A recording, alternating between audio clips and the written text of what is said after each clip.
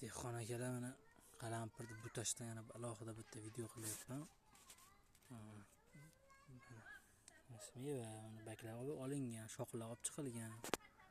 Mana misol mana mo'yinga o'xshagan mevasi yo'q shoxlar bor.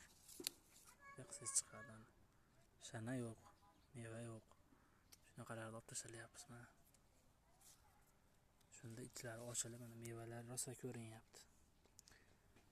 Mana bu mevani bu bak katta qila. Bunga tayinlaymiz. Agar bu meva olinsa, bu bakni olib tashlaymiz.